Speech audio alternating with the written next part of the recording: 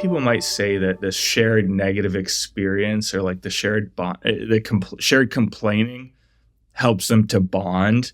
Like people say, oh yeah, I formed a great friendship with this guy in college because we would be staying up late working on things and we'd just be complaining about the teacher the whole time. It was hilarious and funny. And so we bonded over that.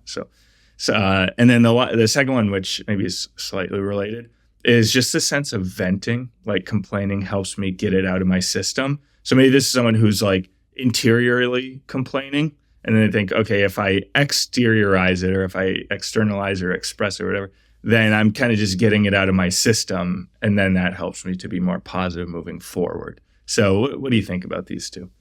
First of all, I would say whenever anyone is complaining, I am sure that there is validity to it. Because if complaining is truly an expression of impatience does imply that there's actual suffering taking place. So if people express what they're suffering and others can then express compassion for them or can validate their concerns and the bond is built through that, to me, that can be a wonderful thing. Now, I think in general, if it's this kind of repetitive complaining with people that you already have bonds with, is probably less of a factor in building the bond. Because the negativity itself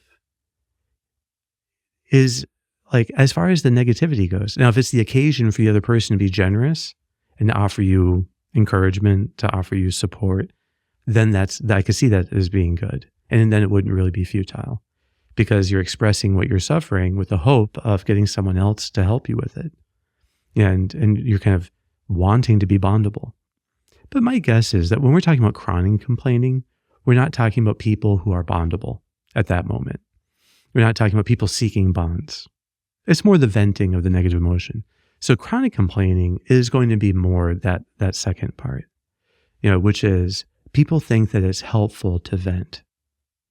But if Aristotle has a great discussion of this in the Nicomachean Ethics, where he's talking about being good-tempered or meek as this mean between two extremes.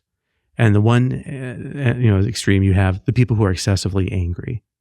And then on the other, you have the people who aren't angry enough. They don't stand up for themselves. They don't stand up for people who depend on them. So there needs to be this mean in between. But there are a number of ways of expressing anger that are wrong. And I think that the idea of venting, almost always, it's not expressing anger to the right person.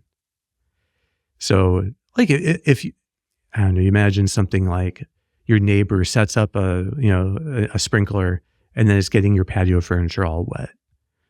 Well, to be venting to your spouse about that, well, that's like you're venting this anger, but you're not directing it to the person that can do something about it. It'd be better to turn that into some kind of constructive request to the neighbor just to let them know that they're getting your patio furniture all wet. But just an example, so venting is typically not done to the person who could do something about it. And venting's goal is more about releasing anger. Typically it's anger, because the highly irritable is one way people can have anger problems. And they're just kind of ticked off about everything.